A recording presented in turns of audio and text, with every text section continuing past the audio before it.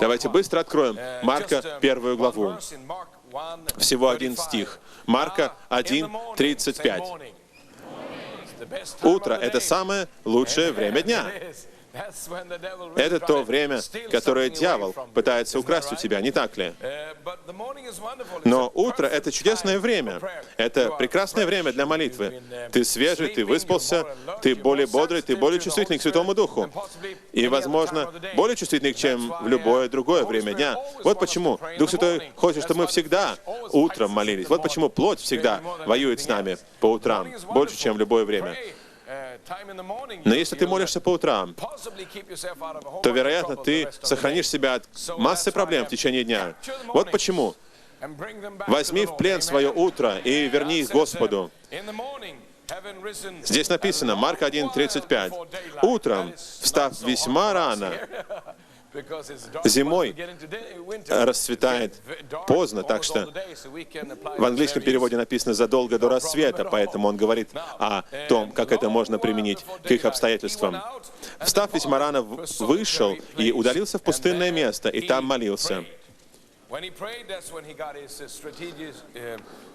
Когда он молился, Святой Дух дал ему стратегию о том, что он должен был сделать. Конечно, мы знаем, что Иисус очень сильной молитвенной жизнью жил. Матфея 6 глава. Если у вас есть Библия, пожалуйста, следите за нами. Если у вас Библии нет, все равно, пожалуйста, слушайте. Я думаю, что эти стихи будут на экране, вы сможете их читать.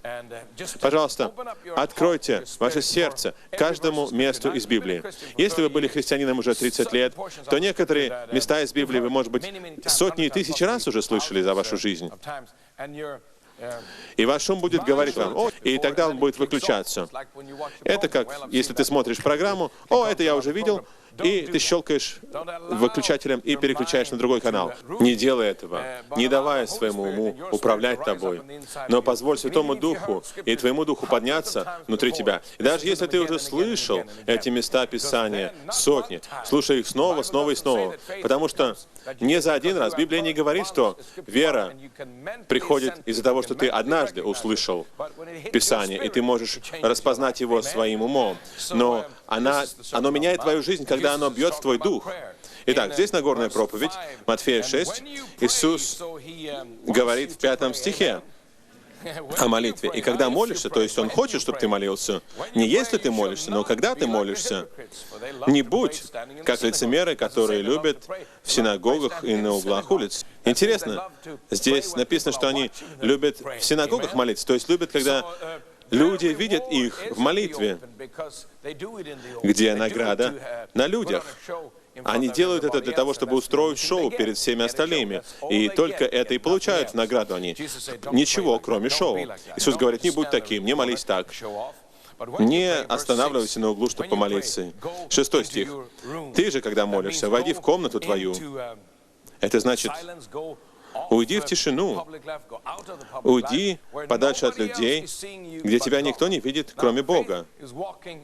Вера — это хождение с Богом. Вера очень часто — это хождение в одиночку с Богом. Вера — это хождение с Богом, когда никто не знает, что ты ходишь с Ним. И поэтому, если ты развиваешь свою молитвенную жизнь, то Бог поглотит как бы тебя, и очень много других вещей будут вообще не волновать тебя. Но если ты не развиваешь свою сильную молитвенную жизнь, то ты все время будешь искать чего-то от людей, чтобы они похлопали тебя по плечу, чтобы помогли тебе, чтобы поняли тебя, чтобы ободрили тебя. Ты все время будешь искать, чтобы люди тебе протянули руку. Иисус говорит, прекрати такую публичную жизнь, выйди из такой жизни. Иди в маленькую комнату, где тебя никто не видит. Вот что такое вера. Аминь. Хадсон Тейлор сказал много-много лет назад, когда он работал в китайской внутренней миссии, и многие миссионеры вели себя по-плотски, и он просил помощи, и они послали людей ему на помощь, которые по-настоящему не могли помочь ему. Он пытался увещевать их, тренировать их, помочь им, и они все равно делали много сумасшедших вещей. И в конце концов он пошел на гору и молился, молился и молился из-за своего разочарования. И через некоторое время он начал замечать, что его собственные сотрудники начали меняться. И потом Господь вложил что-то в его дух. Он сказал ему: «Изменяй людей молитвой в одиночестве». Есть время для укоров, есть время для назидания, есть время для увещаний. Но есть время, когда ты можешь просто позволить людям быть такими, какие они есть. Просто ты уходишь и молишься за них. И тогда ты видишь, как Бог совершает чудеса. Бог совершит для тебя больше чудес, когда ты уйдешь к Богу в одиночку, нежели чем когда ты пойдешь к людям и будешь сам устраивать дела. Это правда.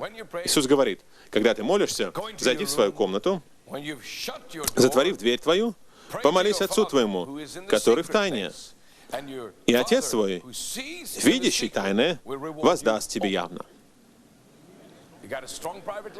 Если у тебя будет сильная частная жизнь, то у тебя будет сильная жизнь на людях.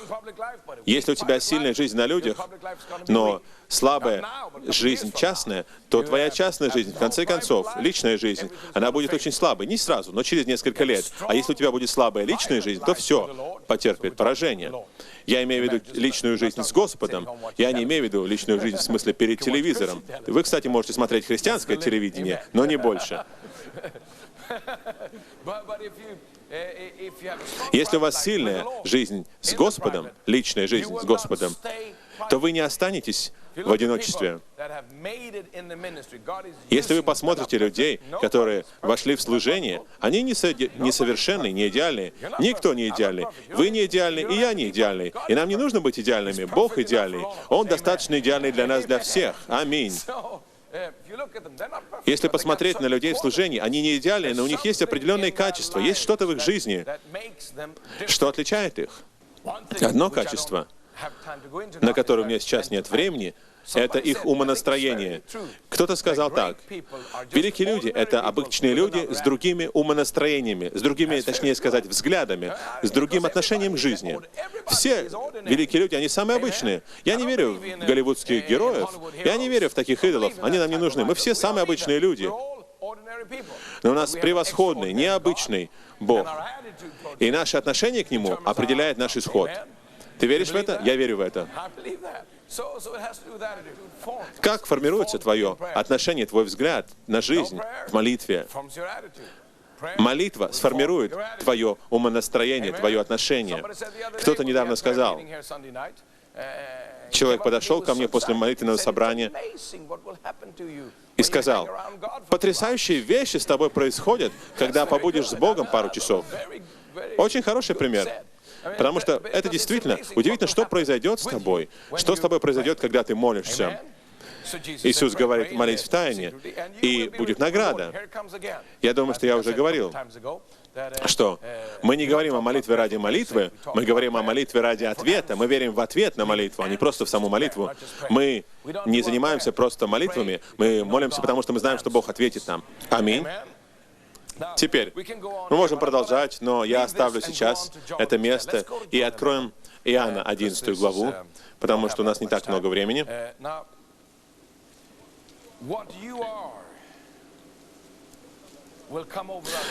Какой ты, это перейдет на других людей. Всегда так.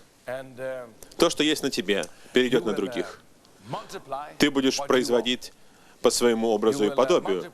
Ты будешь воспроизводить себе подобных. Если ты молитвенник, если ты ходатай, если ты молитвенный воин, если ты любишь молиться, то это перейдет на других людей. Если ты не любишь молиться, если ты проповедник и никогда не молишься, ты проповедуешь хорошие проповеди, но не молишься. И ты не понимаешь, почему твоя церковь никогда не молится. Я объясню тебе, потому что ты никогда не молишься. Люди никогда не поднимутся выше тебя. Если ты лидер, может быть, ты лидер, и ты растерянный, ты не знаешь, что такое с церковью, почему что-то не в порядке с ней. То, что с церковью не в порядке, то с тобой не в порядке. О, это слишком жестоко, это слишком истинно, наверное, потому что это так и есть. Если у нас есть какая-то проблема, с которой мы не разбираемся, то она переходит. Если мы разбираемся, если мы просим о благодати, о мудрости, о силе, о способностях, но если мы не разбираемся с ней, то мы воспроизводим по своему образу и подобию, плохое и хорошее. Но если мы разберемся с этой проблемой, то будет все хорошо. Если я очень критичный, то люди будут подхватывать это, они тоже будут очень критичны, они тоже будут негативны. Некоторые люди религиозные, они живут в каком-то религиозном мире подделок, они такие духовные, что никогда на землю не опускаются, то именно таких людей ты будешь воспроизводить. Людей, живущих в мире фантазий, в мире религиозных идей. Но Бог, Он не в этом мире, Он в мире реальности. Все, кто ты есть, ты будешь производить себе подобных. Посмотрите на Иисуса. Как Он молится. Мне это так нравится.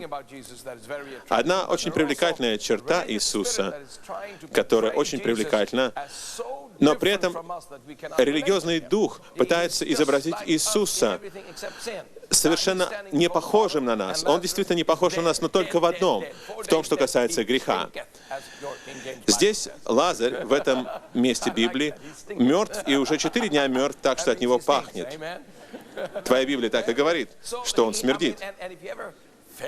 Ты когда-нибудь чувствовал запах мертвеца? Он на самом деле смердит. Он не просто где-то в одном месте пахнет плохо, он повсюду разносится, этот запах. Там зловоние кругом. И Иисус заходит в эту могилу, Он рядом с этой могилой, и все расстроены, все плачут, все заняты своими мелкими делишками, и все место это заполнено неверием от одного края до другого. Никто ни во что не верит. Иисус начинает молиться. И здесь Иисус молится. Он молится здесь, в этом коротком отрывке, Он молится 5 разными молитвами. Я не буду углубляться, но каждая молитва достигает результата. И на что я хочу, чтобы вы обратили внимание здесь. В 41 стихе 11 главы Иоанна: «Итак отняли камень от пещеры, где лежал умерший. Иисус же возвел очи к небу и сказал: Отче, благодарю Тебя, что Ты услышал меня». И в 42-м: «Я и знал, что Ты всегда услышишь меня, но сказал это для народа», то есть из-за неверия здесь стоящего, чтобы поверили, что Ты послал меня. Конечно, это доказательство того, что Иисус Мессия, потому что Лазарь воскресает из мертвых. Но Он говорит: «Отец, я знаю, что Ты всегда слышишь меня». И когда Он говорит: «Отец, я знаю, что Ты всегда слышишь меня», Он имеет в виду: «Я знаю, что Ты всегда слышишь, чтобы ответить». Вот что это слово означает. Это не значит просто так слушать невнимательно. Это значит слышать, чтобы отвечать. Иисус говорит: каждый раз, когда я раскрываю рот, ты слышишь, и ты отвечаешь. Иисус — молитвенной жизни. Он наш Искупитель, Он наш Спаситель. Он также наш пример. Что это значит? Это значит, что ты во Христе Иисусе должен иметь ту же самую позицию. Ты должен иметь то же самое отношение, умонастроение, как у Иисуса. Потому что мы, в соответствии с 1 Коринфянам, 1 главой, последним стихом, имеем ум Христов. Что такое ум Христов в этой ситуации? Ум Христов — это «я знаю, что ты всегда слышишь меня, когда я молюсь». Вот ум Христов. Аминь. И мы с тобой должны иметь ум Христа. Давай откроем 1 Иоанна 5. В Иоанна 11 главе речь идет о самом Иисусе, и некоторые люди пытаются дистанцироваться от Иисуса. Они говорят: ну, если Иисус молился, то, конечно, Его молитва будет отвечена. Но это не все не про меня, я же с Луны. Мы так говорим об Иисусе, что Он так далеко, но мы во Христе Иисусе. Ты часть тела Христа? Да, ты часть тела Христа. Поэтому давай откроем 1 Иоанна 5, 14. Вам, наверное, известно это место Писания. Но, как я уже говорил, это опасно слишком хорошо знать Библию, потому что близкое знакомство производит презрительность. И тогда эти места Писания ускользают из вашего внимания. Пусть они снова придут в вашу жизнь, и тогда они изменят вашу молитвенную жизнь во веки и веки. 1 Иоанна 5, 14. И вот какое дерзновение мы имеем к Нему, что когда просим, то есть мы должны просить. И это единственное условие, что мы должны просить. Когда просим чего? Чего? То есть чего угодно. Скажи, чего угодно. Чего угодно. Аллилуйя. Чего? По воле Его. Ты скажешь, но мы не знаем Его волю. Конечно, мы знаем Его волю. Его Слово, Его воля есть. Мы можем знать Его волю. Его воля — это не тоненькая веревочка, по которой ты идешь, как канатоходцы.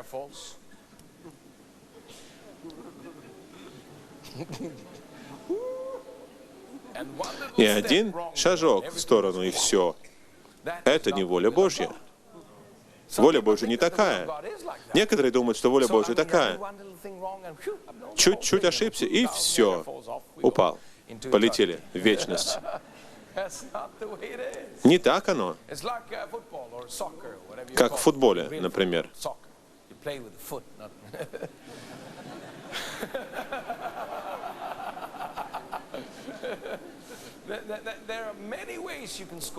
Ты очень многими способами можешь забить гол. Ты не обязан бежать только тут или с той стороны, или есть самые разные вариации. Но до тех пор, пока ты не перебегаешь через линию, через белую линию, ты все-таки можешь забить гол по правилам. Это и есть воля Божья. Она такая же примерно. Как один человек сказал, что такое воля Божья? Посмотрим на моих сыновей. Они играют, и мне в данный момент ничего от них не нужно, так что они в моей воле. Но вот я хочу, чтобы сейчас они занялись чем-то другим, помыли посуду. И я зову их и говорю, приходите. И если они не приходят, то то, чем они занимались и что было моей волей, становится чем-то другим. Как только ты говоришь «нет» тому, что говорит Бог, Бог допускает, что ты делал очень много разных дел, и потом Он говорит «теперь делай вот это». И тут же то, что было очень хорошим, превращается в непослушание. Но раньше это было волей Божьей. Воля Божья — это отдельная тема. Я не могу сейчас много говорить о ней. Но воля Божья не сложная. Многие люди думают, что она очень-очень сложная. И, конечно же, это основная тема дьявола. Дьявол лжец, и он все делает сложным, он все усложняет. И это нравится нашей плоти, нашему интеллекту. И это надмевает нашу гордость. Что-то настолько сложное, что только мы могли додуматься до этого. Нет, мы не живем тем, до чего мы додумались, мы живем откровением. Помните, что Иисус сказал Петру? Ты не придумал это пришло как откровение от Отца твоего.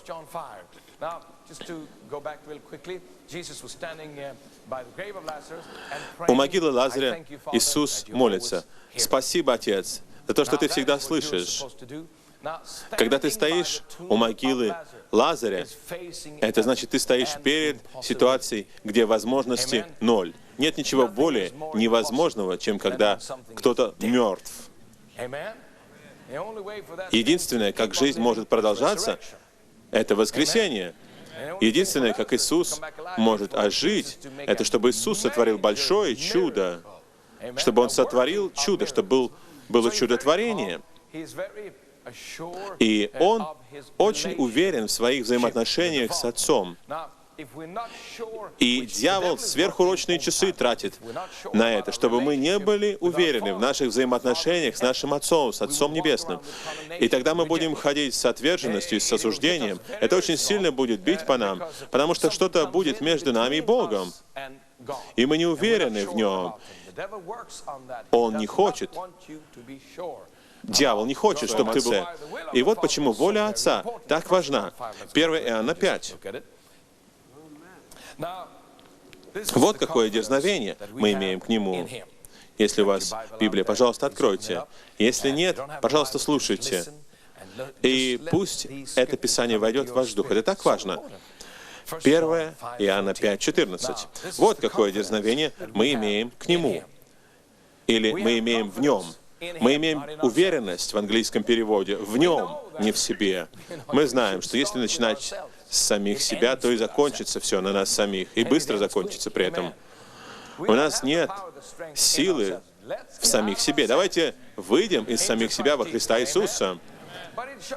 Но здесь в русской Библии дерзновение, в английской уверенность. Я верю, что дьявол работает над людьми в этом мире, чтобы обольстить их сверхуверенностью, самоуверенностью. Они становятся гордыми, надменными, высокомерными, чтобы они обольстились, были обмануты всеми этими вещами. Это одна канава. Другая, которую чаще можно видеть, это осуждение и самоотвержение. Я считаю себя недостойным. Я знаю, какие у меня были ошибки. Даже в мире люди знают свои грехи. Спроси человека из мира, у тебя в жизни есть грехи? Да, есть.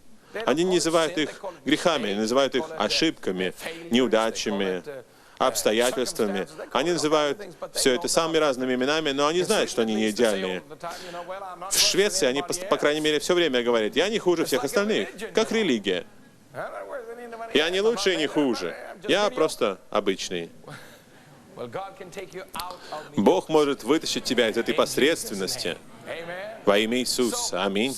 Итак, отвержение себя самого, обвинение против себя, осуждение против себя должно быть положено под крест, сложено у креста. Ты должен верить, что Иисус забрал все это из-за того, что Он умер за тебя. Поэтому ты стоишь чего-то. Если ты чего-то стоишь, то ты не можешь расхаживать и говорить, будто ты не стоишь ничего. Ты не ноль. Посмотри на своего соседа. Может быть, люди круглые и как ноль выглядят, но ты не ноль, ты кто-то. Ты веришь в это? Посмотри в зеркало и посмейся, когда посмотришь. И скажи, тут что-то есть. Аминь. Это сильно. Можно несколько программ посвятить этому, потому что самоосуждение так сильно сейчас на земле, потому что дьявол трудится над людьми, чтобы погубить их, и кажется, что это работает все быстрее, быстрее, быстрее. И нам нужно разрушить дух осуждения над нашей жизнью. Аминь. И мы не делаем это, отрицая наши поступки, но мы приносим их ко кресту, покрываем их кровью и уходим свободные во имя Иисуса. Аминь. Ты свободен, ты свободен, ты свободен от осуждения. Во Христе Иисусе сейчас нет никакого осуждения. Во имя Иисуса верь этому и прими это во имя Иисуса. Иисус молится, исходя из позиции праведности, не осуждения. Вот почему Он может сказать, я знаю, что ты всегда слышишь меня, потому что Он был праведным. И эта праведность вменена тебе, она твоя. Ты сейчас в Нем. И поэтому мы имеем уверенность в Нем. Я не имею уверенности в самом себе. И тогда некоторые люди подумают, что ты высокомерный, гордый. Нет, ты просто смелый и счастливый и свободный. И не давай ничему осуждению повязать тебя. Будь свободным, будь самим собой. А что ты о себе возомнил? Я знаю, кто я есть. Я член тела Христа. Я больше, чем победитель во Христе Иисусе. Я в Нем. Вот кто я. Вот кто я. Во имя Иисуса. Исходя из этой позиции, я буду молиться. И я молюсь по воле Божьей. Ты говоришь, ну я не знаю волю Божью. Но Бог знает волю Божью. Хорошо ведь это, правда? Он-то знает ее. Так что если ты не знаешь ее, спроси у Него. Аминь. Можешь просто спросить. Вы следите за нами? Вы с нами? Здесь? Во имя Иисуса. Заложите 1 Иоанна 5 и откроем Иакова. О, такой поток сегодня утром. Я верю, что на самом деле Дух Святой хочет вложить это в вас, потому что я считаю, что Святой Дух хочет, чтобы вы молились, не бормотали, не жалели себя, но чтобы вы восстали, чтобы вы встали и начали славить Господа и молиться за пробуждение. Аминь.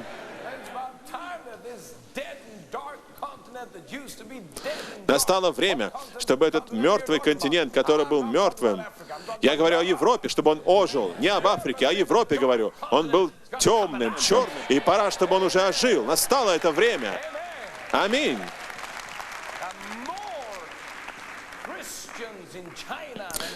В Китае больше христиан, чем в Европе. В Африке больше крещенных духом христиан, чем в Европе. Потрясающие вещи происходят в Африке. И для Европы тоже уже пришла пора. Ничто не произойдет без молитвы. Молитва — это начало и ключ ко всему. Так что Европа должна молиться. Ты говоришь, Европа должна спастись. Да, Европа спасется, если мы начнем молиться. Так что церковь в Европе должна молиться. Посмотрим, найду я Иакова или нет. Он где-то здесь.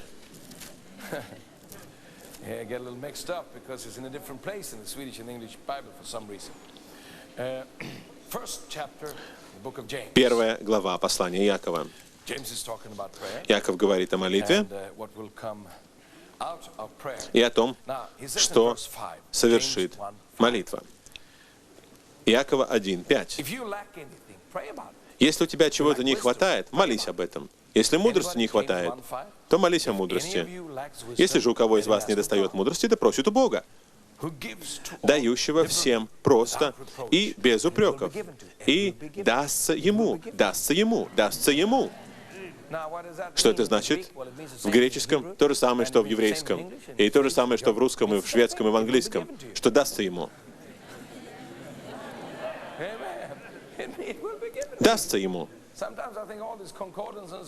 Иногда я думаю, что все эти аналитические словари, симфонии, они усложняют дело. Просто прочитай то, что тут написано. Если тебе чего-то не хватает, особенно мудрости, кому-нибудь не хватает мудрости, всем нам не хватает мудрости, что делать? В чем воля Божья? Как нам двигаться дальше? Это правильно или это неправильно? Есть столько решений, которые нужно принимать в жизни, где нужна не сила Божья, где нужна мудрость Божья. Многие люди кричат Богу: дай нам силу, дай нам силу, дай нам силу. Потом силу получают, не знают, что с ней делать. Но если у тебя есть мудрость, ты знаешь, как обращаться с силой. Вот почему здесь написано молиться не о силе, а о мудрости. И ты молишься о мудрости, и тогда она будет дана тебе. Это значит, если, например, у тебя очень сложная, запутанная проблема, что-то маленькое или что-то большое, ты просто не знаешь, как решить какую-то проблему. Ты не знаешь, что сделать в какой-то ситуации. Ты понятия не имеешь. Кто-нибудь бывал в таких ситуациях? Я скажу вам, я постоянно в таких ситуациях. Постоянно что-то такое есть, с чем я и понятия не имею, как разбираться. Что делать с этим? Бросить это на Господа. Но если Господь есть Господь, то Он должен быть Господь. Если Он говорит, что у Него вся сила и вся мудрость, брось это на Него. И скажи Ему: у тебя вся мудрость и вся сила, давай, пожалуйста, реши это. Тогда-то Он вступает и решает эту проблему. До тех пор, пока ты сам себе пытаешься быть Богом и воздаешь Ему немного религиозных заслуг и похвал, Он не вступается. Но если ты говоришь: я нуждаюсь в тебе постоянно, в твоей мудрости, в твоей силе, в твоей славе, я нуждаюсь в ней сейчас, дай сейчас это мне. И если ты просишь, тебе будет дано. Ты веришь в это? Некоторые люди говорят: у тебя это все так просто звучит. Нет, я просто читаю. Это здесь. Это здесь. Мудрость будет дана тебе. Теперь посмотрим вот это. 6 стих. Но да просит с верой. Хочешь мудрости? Да. Нуждаешься в мудрости? Да. Молишься? Получишь. Но пусть просит с верой, немало не сомневаясь. С верой в то, что получит. Что такое вера? Вера — это вера в то, что ты имеешь еще до того, как ты получил. Вера — это уверенность. Вера — это уверенность. Что такое вера?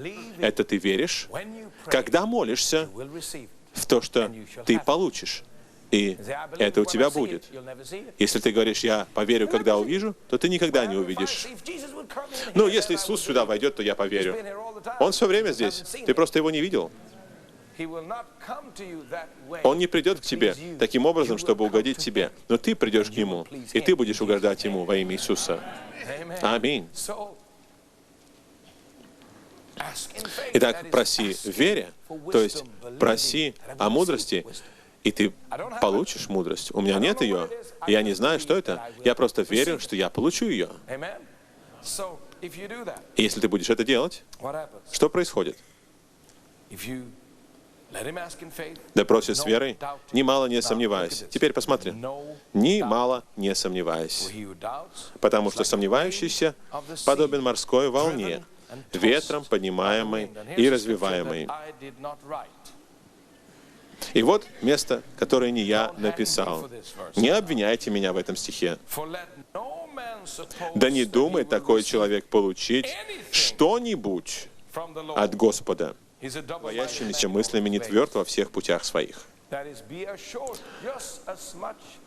Послушай, кому-то это, может быть, не понравится, но все-таки это Библия. Точно так же, как если ты веришь, то Он ответит, Он пообещал. Он также обещает не отвечать, если ты сомневаешься. Здесь написано так.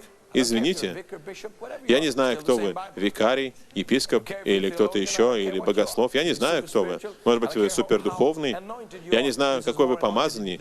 Это помазание вас все равно. Это Библия. Я не верю в вас, я верю в Библию. Я даже в себя не верю, я в Библию верю. Здесь написано так. Что он говорит? Он пытается быть с тобой жестким, похвастаться? Нет. Он объясняет, что человек, который сомневается, его бросает туда и сюда, как волну, ветром. Вот дьявол, и вот Бог. Приходишь к Богу и говоришь: Бог, мне нужна мудрость. И стоишь. И иногда, ты замечал, проходит некоторое время, прежде чем ответы приходят. Время между молитвой и ответом называется вера. И в это время ты не должен колебаться. И ты стоишь, ждешь ответа. Аллилуйя, слава Господу. И потом дьявол начинает: не получишь ничего, ничего не получишь. И ты отходишь, ты начинаешь колебаться. Тебя несет в другую сторону, к дьяволу, где он лжет. К тому моменту, когда ты пошел туда, Бог спустился с ответом, с ангелами, со Святым Духом, с чем угодно. Ответ пришел, а тебя здесь нет, ты там. И ты здесь, и Дух Святой говорит: иди к Богу, а ты с дьяволом говоришь: о, почему все это не получилось? Дух Святой говорит: возвращайся к Богу. А к тому времени Бог на небо ушел снова. Поймите меня правильно. Не выключайте телевизор. Нет, послушайте. Это не ересь, как вы думаете. Это просто иллюстрация. Он пытается дать это тебе, но как только он попытался, ты отошел, отвернулся. Потом ты вернулся, но он уже не хочет это давать тебе, потому что ты сомневался. Теперь тебе надо начинать все сначала. И процесс начинается заново. И когда процесс зашел немножко, ты снова ушел. И потом обратно. О, я люблю Бога, потому что сегодня чудесная погода, а на следующий день не знаю, есть ли Бог, потому что дождь идет. Ты так ходишь туда-сюда, бродишь, и каждый раз Бог хочет дать тебе что-то, но ты куда-то ушел. И Он знает, что если Он даст это тебе, пока ты на этой дороге, то ты отдашь это дьяволу, поэтому Он не может отдать это тебе. Он не может ответить. Здесь так написано, что Он даст тебе ответ, если ты стоишь в вере. И если ты не будешь стоять, если ты будешь колебаться туда-сюда, если ты с двоящимися мыслями, даже не проси Бога. Аллилуйя. Теперь, давайте подведем итог. Я не говорю о совершенной вере. Я не говорю о супервере. Мы говорим просто о вере. Мы говорим о том, о чем Библия говорит. Если вы не знаете, в чем воля Божья, просто исследуйте, ищите в Библии до тех пор, пока вы не найдете волю Божью, потому что она тут. Тогда придет вера. Уверенность придет. Уверенность придет. И ты будешь молиться: Бог, я знаю, что ты хочешь, чтобы я сделал вот это, но я не знаю, как, так или так. Поэтому я просто ожидаю тебя. Я просто хожу вокруг престола. Я не нервничаю. Так что, я получил это пророчество и такие сложности. Я получил это пророчество, что мне надо любить людей, но я не знаю, любить мне их или нет, потому что люди меня не очень-то любят. Люди с ума сходят по пророчествам, они странности изображают по самым разным поводам. Если ты в таком состоянии духа, то Богу трудно говорить с тобой. Ты говоришь: Бог за мной ходит. Нет, ты к Нему иди, тогда Он к тебе приблизится. Вернись к Нему, и Он ответит тебе. Сверхъестественная мудрость придет к тебе, которая взорвет твой ум. Когда она приходит, она стабилизирует твой ум. Приходит уверенность. И эта уверенность производит результаты. Давайте помолимся за людей. Я хочу помолиться за вас, прежде чем мы закончим эту программу. Я верю, что Бог на самом деле утвердит твою молитвенную жизнь, что Бог даст тебе все, что тебе нужно, но не только то, что тебе, не только то, чего ты желаешь сейчас, но Он укрепит твоего внутреннего человека, чтобы твое наслаждение было в присутствии Господнем всегда. Будь благословен, будь укреплен в твоей молитвенной жизни во имя Иисуса. Мы верим вместе с тобой за чудеса, мы верим вместе с тобой за прорывы, мы верим вместе с тобой за то, что Иисус придет сильно в Европу, как ответ на молитвы святых во имя Иисуса. И весь народ скажет: